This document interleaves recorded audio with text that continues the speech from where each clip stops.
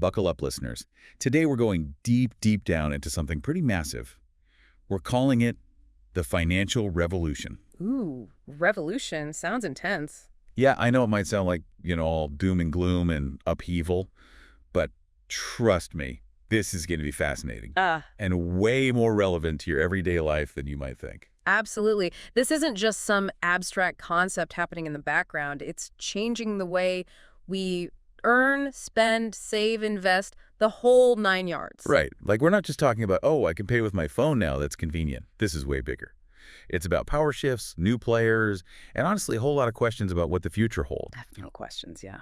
So, to guide us through all this, we've got a stack of articles, reports, and expert opinions, all trying to make sense of this financial revolution.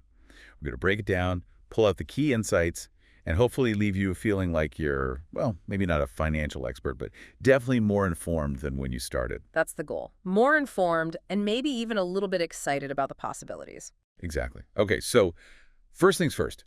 Almost everything we've read points to one major driving force behind this revolution. Technology. It's like the engine, the fuel, everything. It's not just a tool anymore, it's the foundation. Exactly. We see these buzzwords flying around, AI, blockchain, but what do they really mean for, the average person trying to manage their money? Right. Well, let's take blockchain, for example. It's this kind of mind-bending concept at first, but at its core, it's actually pretty simple. Okay, so break it down for us. What's the simplest way to think about blockchain? Imagine a digital ledger, right?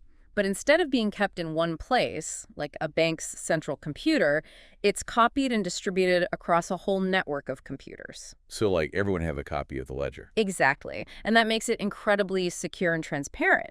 Because to tamper with it, you'd have to hack into not just one computer, but thousands, maybe millions simultaneously, which is virtually impossible. Okay, so it's super secure, but how does that actually translate to, like, real-world changes in finance? Well, think about things like international money transfers. Traditionally, it's a slow and expensive process, right? You've got banks taking their cut, exchange rates fluctuating, and all this paperwork. Oh, tell me about it. I just sent money to my sister overseas, and it was a whole ordeal. Exactly.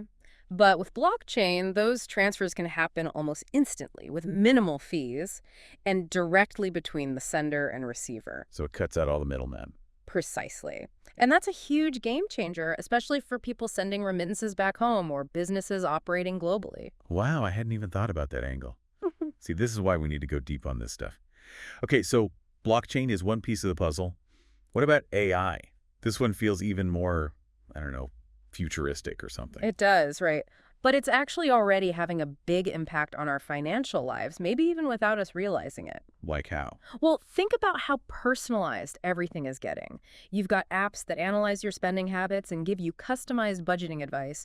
You've got robo-advisors that build investment portfolios based on your risk tolerance. Right, right. And even just like fraud detection. My bank seems to be way better at flagging suspicious transactions these days. That's AI at work. It's able to analyze massive amounts of data and spot patterns that humans might miss. So it's like having a super smart financial assistant in your pocket at all times. Exactly. And the potential is just mind-boggling. I mean, imagine AI helping us predict market trends, identify investment opportunities, even negotiate better interest rates on loans. It sounds almost too good to be true. Like, is there a catch? Well, of course, there are always potential downsides. We have to be aware of the risks, things like data privacy and algorithmic bias. Right, because if these systems are making decisions based on our data, what happens if that data is incomplete or biased? That could have some real-world consequences. Absolutely. And the regulatory landscape is still playing catch-up. We need to make sure there are safeguards in place to protect consumers and ensure fairness. It feels like we're entering this uncharted territory and we're writing the rules as we go. In a way, yes, but that's also what makes it so exciting. It's like we're at the cusp of something truly transformative. Okay, so we've got the tech, the potential benefits, the potential risks. But who are the players driving this revolution?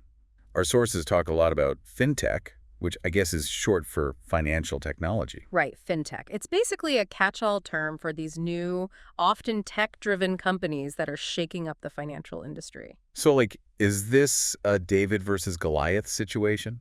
Small startups taking on the big banks? It definitely started that way. Fintechs were these nimble disruptors offering things like peer-to-peer lending and mobile-first banking that traditional banks were slow to adopt. Right, because big institutions can be slow to change, right? They're like, this is how we've always done it. Exactly. But the landscape is shifting. The big banks are now investing heavily in their own tech, and they're even partnering with or acquiring fintech startups to stay ahead of the curve. So it's less about disruption and more about like this interesting blend of old and new. Absolutely. And for consumers, that's a good thing. It means more competition, more choices, and hopefully better products and services. More choices is always a good thing. Speaking of choices, let's talk about digital payments. I mean, think about how many ways we can pay for things now compared to even just 10 years ago. It's kind of mind-boggling. It really is. You've got your mobile wallets, contactless cards, even paying with your smartwatch. Yeah, I was at a coffee shop the other day, and the person behind me paid with their phone.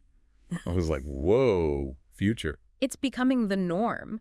And what's really interesting is how this is impacting financial inclusion. People who were previously excluded from the traditional banking system, maybe because they lacked access or couldn't meet the requirements, can now participate in the digital economy. So just having a smartphone and an internet connection can open up a whole world of financial possibilities. Exactly. And that's huge, especially in developing countries where traditional banking infrastructure might be limited. Wow, so this is about way more than just convenience. It's about leveling the playing field in a way we haven't seen before. Exactly. It's about empowerment, access, and the potential to create a more inclusive financial system. Okay, but I have to ask.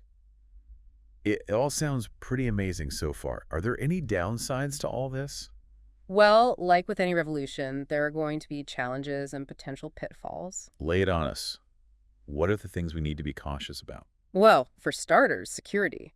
The more we rely on digital systems, the more vulnerable we become to cyber attacks and data breaches. Right, because our financial data is like gold to hackers. Exactly. And then there's the question of data privacy. All these apps and services we're using are collecting massive amounts of information about our spending habits, our income, even our location.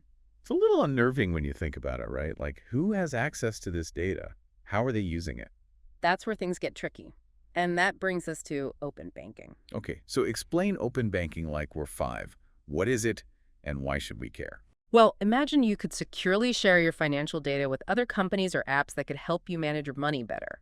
Like find better deals on loans, get personalized financial advice, or track all your accounts in one place. Sounds pretty convenient, but is it safe? That's the key question. Regulations are still evolving to strike a balance between fostering innovation and protecting consumers. So it's a bit of a Wild West out there. In some ways, yes. But that doesn't mean you have to be clueless. Be informed. Read those privacy policies. Understand what data you're sharing and with whom. It's your financial footprint. You have the right to manage it carefully. Okay, so it sounds like the takeaway here is be excited about the possibilities, but also stay informed and be cautious about who you trust with your data. Exactly. Don't be afraid to ask questions. Yeah. The more you understand about this revolution, the better equipped you'll be to make smart decisions and navigate this new landscape. Well, listeners, that's about all the time we have for today's deep dive. But wow, what a journey. We've gone from blockchain to AI to fintech to digital payments. My head is spinning, but in a good way. It's a lot to take in, right?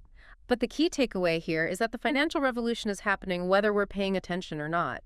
And the more we understand about it, the more we can shape it to work for us, not against us. I love that. It's like we're not just passengers on this ride. We can grab the wheel and steer towards a future that's more inclusive, more equitable, and hopefully more financially secure for everyone.